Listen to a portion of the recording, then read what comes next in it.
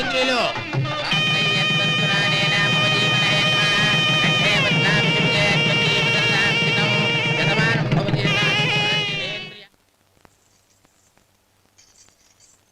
నాన్న పిలిచారంట? అవునమ్మా, నీతో ఒక విషయం మాట్లాడాలి. చెప్పండి నాన్న. మహారాణిలా మన ఇంట్లో పెరిగిన నువ్వు ఆ ఇంట్లో అంట్లు తోముతూ కట్టెల పొయ్యితో ఎలా కష్టపడగలవమ్మా? నాకు ఇష్టం లేకపోయినా నీ ఇష్టాన్ని కాదనకూడదనే నేను ఈ పెళ్లికి ఒప్పుకున్నాను. ఇప్పుడు నీ కన్న తండ్రిగా నిన్నొట్టు అడుగుతాను, చేయగలవా? ఏం చేస్తావో ఎలా చేస్తావో ముందు నీ భర్తను ఆ ఇంట్లోంచి బయటికి తీసుకొచ్చాయి. అతనికి ఒక కాటన్ మిల్ రాసిస్తాను. దాంతో అతను హ్యాపీగా రాజ్యాలా బతుకుతాడు.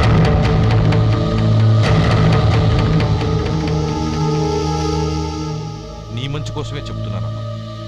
నీ భర్తకంటూ ఓ అంతస్తుండద్దు. నీ జీవితం సుఖంగా సాగాలంటే అన్నదమ్ముల్లోంచి నీ భర్తను విడదీసి వేరే కాపురం పెట్టించు. ఏమంటావు? అలాగే నాన్న, నా ప్రయత్నం నేను చేస్తాను.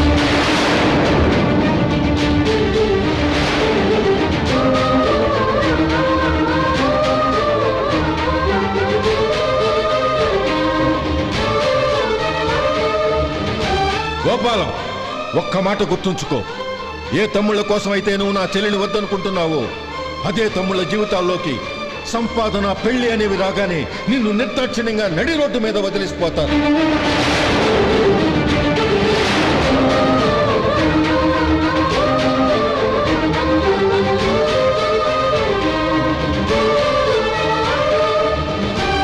ఓం నమ శివాయ.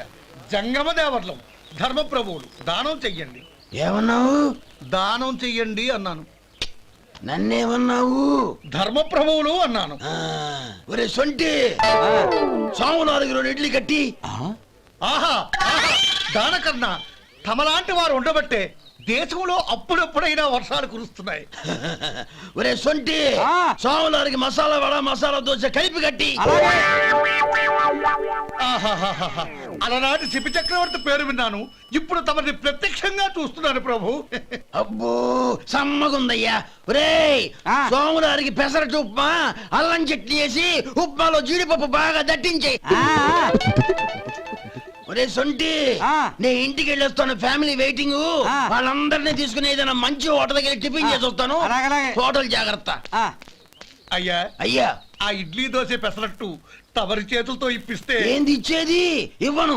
ఎవరా? ఎందుకు ఇవ్వాలి? ఎందుకు ఇవ్వాలి అంట?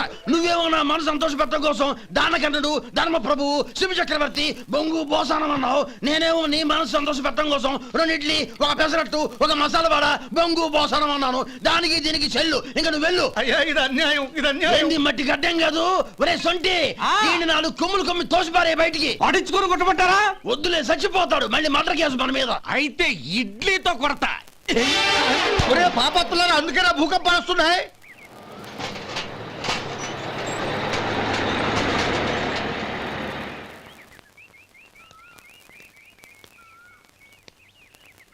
నమస్కారం అయ్యా. నమస్తే శంకరయ్య, ఏంటి ఇలా వచ్చావు? ఏమీ లేదండి అయ్యా, అమ్మాయి గారికి పుట్టింటి నుంచి సారి పంపించారు. ఓహో అలాగా. అమ్మా గౌరీ.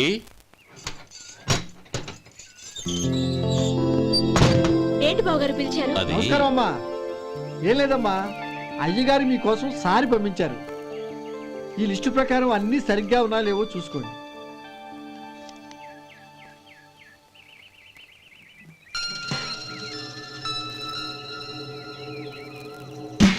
ఇవన్నీ తిరిగి తీసుకెళ్లి మీ అయ్యగారికి ఇవ్వండి.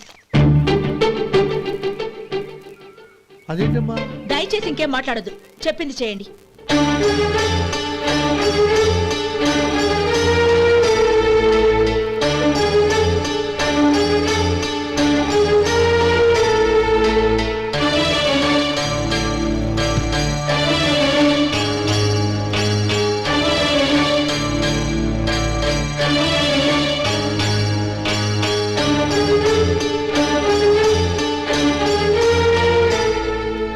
ఏంటి గౌరీ నువ్వు చేసిన పని? మీ నాన్నగారు అంత ప్రేమగా పంపిస్తే తిరిగి పంపించేశావు. ఆయన ఏమనుకుంటారు? ఏమనుకుంటే నాకేంటండి? ఎవరికైనా ఏదైనా పంపించేటప్పుడు వాళ్ళ స్టేటస్ కి తగ్గట్టుగా పంపించాలి. నాకు పంపించాల్సిన వస్తువులు అవి. ఆ మాత్రం ఇంగిత జ్ఞానం లేకుండా పంపితే నేనెందుకు తీసుకోవాలి?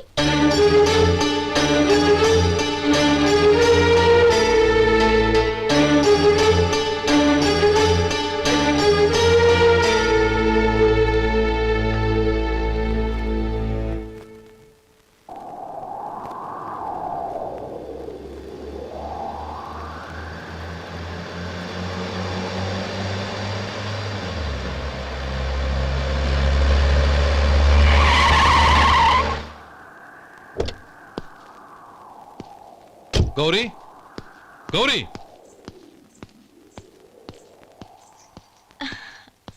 రండి నాన్న. ఏంటమ్మా నువ్వు చేసిన పని? నేనేం చేశాను? ఇంకా ఏం చేయాలమ్మా? నేను ప్రేమగా సారి పంపిస్తే తిరిగి పంపించేస్తావా? నీకు పంపిన వాటిలో ఏమైనా తక్కువ ఉంటే నాకు చెప్పాలి కానీ అలా తిరిగి పంపించేయటం ఏంటి? ఏదీ తక్కువ కాలేదు నాన్న. కావాల్సినవన్నీ ఉన్నాయి. కానీ ఉండకూడదు కూడా ఒకటి ఉంది. ఏంటమ్మా అది? ప్రతి వస్తువు మీద నా పేరు. అందులో తప్పేముంది? నాన్న, ఎప్పుడైతే నేను ఇంట్లో కోడలిగా అడుగు పెట్టానో అప్పుడే వీళ్లలో ఓ మనిషిని అయిపోయాను. మీరు పంపిన వస్తువులు ఇక్కడుంటే అవి చూసినప్పుడల్లా వాటి మీద నా పేరు కనపడి ఇది నీది అని గుర్తు చేసి నన్ను పరాయిదాన్ని చేస్తాయి. అది కాదమ్మా. ఇంకేమీ చెప్పకండి నాన్న. పాలలాంటి ఈ ఇంట్లో నన్ను పంచదారలా కలిసిపోనివ్వండి. 10 కాలాల పాటు నన్ను తీయగా బతకనివ్వండి. I'm very happy with what I have here. దయచేసి ఇంకేమీ పంపడానికి ప్రయత్నించకండి ప్లీజ్. కూతురుగా మీ కోరిక తీర్చలేకపోయినందుకు నన్ను క్షమించండి నాన్న. ఈ ఇంటి కోడలిగా నా బాధ్యత నెరవేర్చేలా దీవించండి.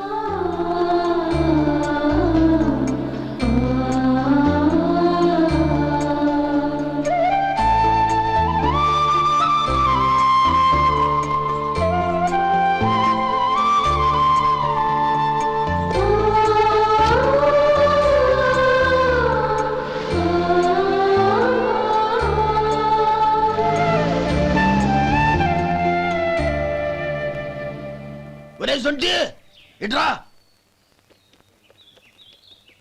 ఏంటండి? మాస్టర్ గారింట్లో ఫంక్షన్ కి జిలేబీలు మైసూరు పాకు పట్టుకెళ్ళి వారం రోజులైంది కదా. వాటి బాపత డబ్బులు కానీ మనుషులు కానీ ఇంతవరకు రాలేదు. వెళ్ళి వాళ్ళని డబ్బులు అడిగి తేవాలన్న బాధ్యత ఏమైనా ఉందా నీకు? మీకు అసలు బుర్ర ఉందా? తీసుకెళ్లి 6 రోజులైంది కదా, బతుకుంటే వాళ్ళు వచ్చి ఉండేవాళ్ళుగా. సర్లే వెళ్ళి క్లీనింగ్ చేసుకో. పబ్లిక్ పబ్లిక్ వెళ్ళు.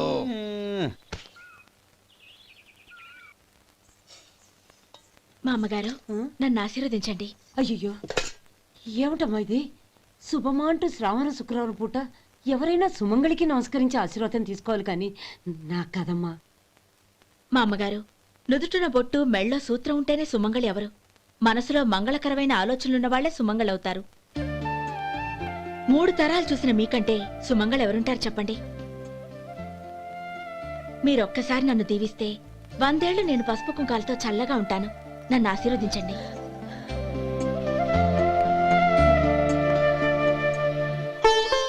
లేమ్మా.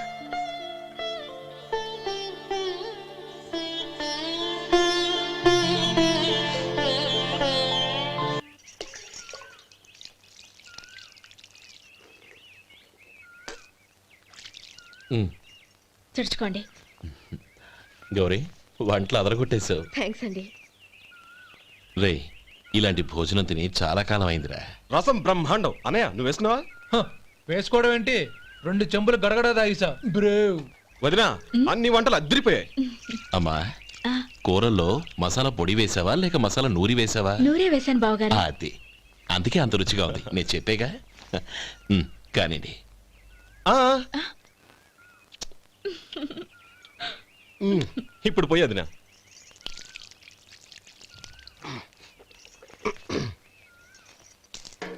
అనయ్య, ఏమండి మరిది గారు, నా వంట గురించి మీరేం చెప్పలేదే? దోసకాయ పచ్చడి చాలా బాగుందండి. తన్ని నన్ని తానని నన్ని. థ్యాంక్స్ వదినా. తీసుకోండి.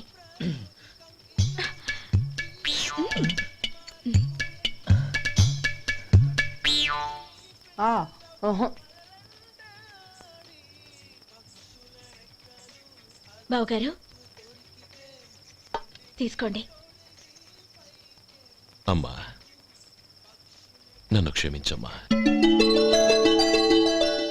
అవే మాటలు బావగారు. పై కనకపోయినా నీ గురించి మనసులో అనుకున్నానమ్మా. అది తప్పేగా. ఆ రోజు పెళ్లి జరిగిన తర్వాత నువ్వు మీ నాన్నగారు మాట్లాడుకోవడం నేను విన్నానమ్మా. నువ్వెక్కడ నా తమ్ముడిని నా నుంచి దూరం చేసేస్తావోనని భయపడ్డాను. కానీ నిన్న నువ్వు మీ నాన్నగారికి ఇచ్చిన సమాధానం విన్నాక నా మనసు కుదుటపడింది. నేనెక్కడ కష్టపడిపోతానోనని మా నాన్నగారి భయం. డబ్బుంటే కష్టాలేవి దగ్గరికి రావని నమ్ముతారాయన. అసలు అవసరానికి మించిన డబ్బే అన్ని అనర్థాలకు కారణమని మా నాన్నగారు ఇంకా తెలుసుకోలేదు. ఆయన తృప్తి కోసం ఆ రోజు నేను సరే అన్నాను. శభాషమ్మా, చాలా గొప్ప మాట అన్నావు. మేము పాలో నీళ్ళో మాకు తెలియదు గాని నువ్వు మాత్రం పచ్చదనవేనమ్మా. నువ్వు మా ఇంటి కోడలిగా రావడం నిజంగా మా అందరి అదృష్టం. నిజమమ్మా. ఆ అదృష్టం మీది కాదు బావగారు, నాది. నేనెక్కడ బాధపడతానోనని నేను చేసిన రుచి పచిలేని కూరల్ని చాలా గొప్పగా ఉన్నాయని పొగిడారే, అది మీ అందరి సంస్కారం. అబ్బే అదేం లేదమ్మా, బానే ఉన్నాయే. ఆవంటే నేను తిన్నాను బావగారు, ఎందులోనూ ఉప్పు లేదు. మీరు సరే, మీ రెండో తమ్ముడు గారు ఇంకో మెట్టు పైకెళ్ళి దోసకాయ పచ్చడి చాలా బాగుందన్నారు. నిజమేగా? అసలు ఈరోజు నేను దోసకాయ పచ్చడే చేయలేదు బావగారు.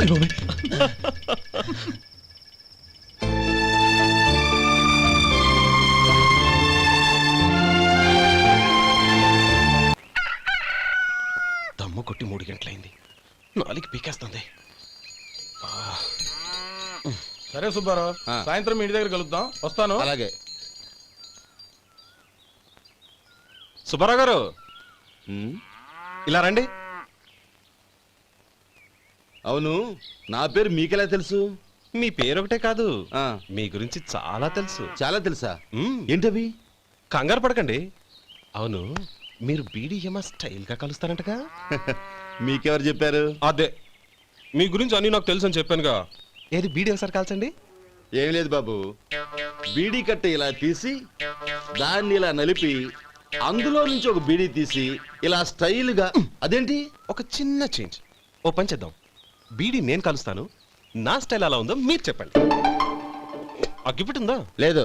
లేదా? లేదు. అగ్గిపెట్టి కూడా లేకుండా ఎందుకయ్యా బయలుదేరా? పైగా పెద్ద స్టైల్ ఒకటి. వెళ్ళాలా, వెళ్ళి పని చూసుకో. పొద్దున బలంటో దొరికడరా బాబు.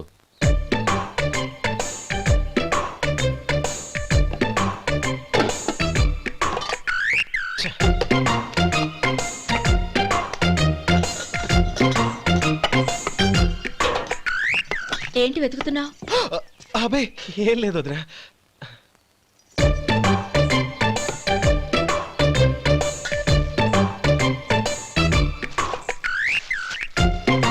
నువ్వు వెతికే దీనికోసమేగా. పర్వాలేదు, తీసుకో. తీసుకో. థ్యాంక్ యూ వదినా.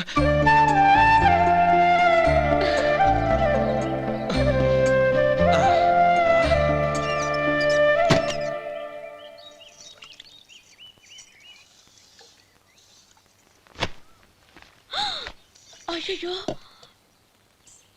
బావగారు స్నానానికి వెళ్తున్నారా? అవునమ్మా. ఒక్క నిమిషం, వేడి నీళ్ళు పెట్టాను, కాగ్గాని పిలుస్తాను. నాకు వేడి నీళ్ళు అవసరం లేదమ్మా, చన్నీళ్ళతో. అది కాదండి, వేడి నీళ్ళు పెట్టేశానుగా, ఒక్క నిమిషంలో రెడీ అయిపోతాయి. పైగా ఈ వయసులో చన్నీళ్ళ స్నానం అంత మంచిది కాదండి. 40 ఏళ్ళ నుంచి చేస్తున్నానమ్మా. ఈ రోజు నాకు కొత్త ఏంటి? నే చన్ని.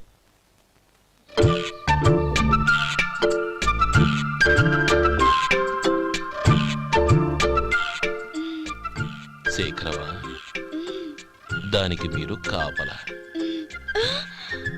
గొప్ప వదిన, గొప్ప మరిది. బాగుంది. ఏం కాలుస్తున్నాడు? బీడి. బీడి ఎలాగూ కాలుస్తున్నాడని తేలిపోయిందిగా. అడ్డమైనవి కాల్చి ఆరోగ్యం పాడు చేసుకోదని చెప్పు. అవేవో దూది పెట్టిన సిగరెట్లు ఉంటాయంటగా, ఫిల్టర్. అవే వాటిని కాల్చమని చెప్పు.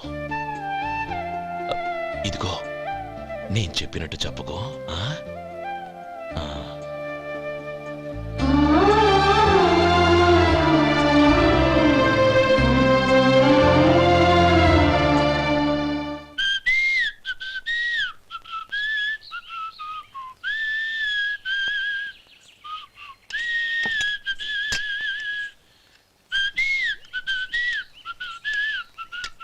ట్యూన్ బాగుందండి.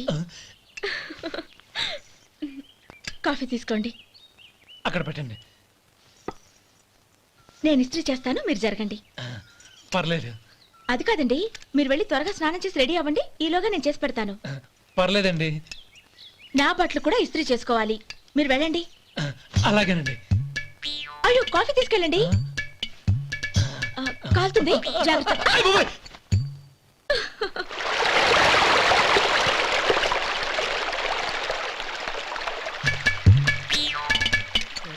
ఏమండి, నా బట్టలు అక్కడున్నాయి, తీసుకెళ్ళండి. అయ్యో, అదేంటండి, ఆ బట్టలు వేసుకున్న బయటకు వెళ్తారు? అయ్యో, చాలా అసహ్యంగా ఉంటుందే.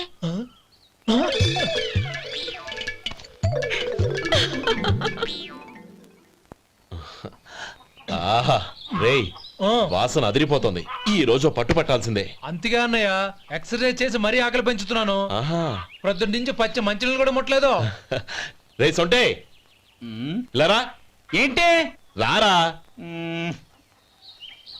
రే పాపం వాడిని కూడా పోంచమందావా? అలాగే అన్నయ్య. ఏంటి? ఏంట్రా ఈ మధ్య కనపడటం మానేసావు? ఇతరా అక్కడి నుంచి నన్ను పిలిచింది. అసలు నేను అర్జెంట్ పని మీద వెళ్తుంటే నీకు అంతర్చడి పని ఏంట్రా? మీలాగా నాకేం పని పాట లేదనుకుంటున్నారా? ఇలా చెట్టు కింద కూర్చో సొల్లు కబుర్లు చెప్పుకోవడానికి. టూరింగ్ టాకీస్ లో టైటానిక్ ఇంగ్లీష్ పిక్చర్ వచ్చింది, చూడడానికి వెళ్తున్నాను. అనవసరంగా నా టైం అంతా వేస్ట్ చేశారు. అసలు మీరు టైటానిక్ సినిమా గురించి విన్నారా? వెళ్ళలేదురా. వినాలయ్యా. ఊరికే ఎప్పుడు చూసినా గులేబా కావాలి కదా, ప్రమిళార్జున యుద్ధం సినిమాలు చూడటం కాదు. నాలాగా ఇంగ్లీష్ సినిమాలు చూసి జనరల్ నాలెడ్జ్ ఇంప్రూవ్ చేసుకోవాలయ్యా. వస్తా. సినిమా చూసి కచ్చెత్తాలే. అనయ్య, వదిన వంటలు అద్దరు కొట్టేసింది.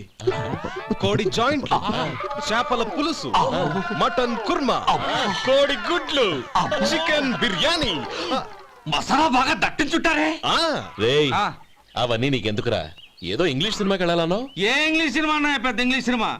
మన ఆదు సుబ్బారావు గారు తెలుగులో మూగ మనుషులను ఎప్పుడో తీశారు. దాన్ని తిరిగేసి టైటానిక్ అని తీశారు. కాకపోతే అందులో గోదావరి, ఇందులో సముద్రం, అందులో పడవ, ఇందులో ఓడ, అంతే. మరేదో జనరల్ నాలెడ్జ్ ఇంప్రూవ్మెంట్ అన్నావు. అబ్బే, అది లేని వాళ్ళకు, మనలాంటి వాళ్ళకి ఎందుకు? అంతేనంటావా? అయ్యో అయ్యో అయ్యో అయ్యో. ఏమండి? ఆ? భోజనం రెడీ, రండి.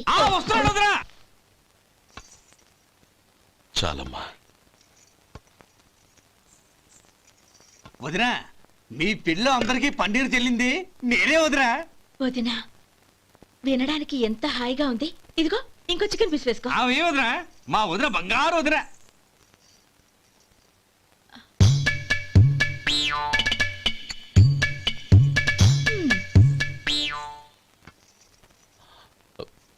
ఇంకో ముక్క వేయనా? అదేంటి కౌరి, తమ్ముడికి చికెన్ అంటే చాలా ఇష్టం, వాడికి వేయలేదే?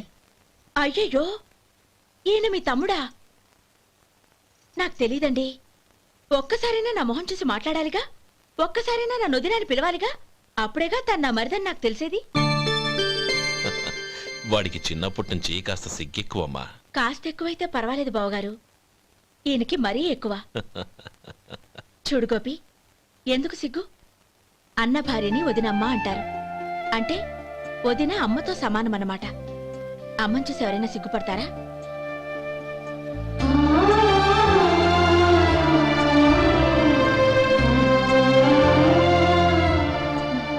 తిను.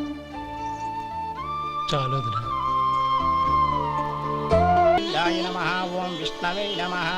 అయ్యా, ఇక బియ్యం కొళ్ళు ఇద్దరు తాంబూలాలు మార్చుకోండి.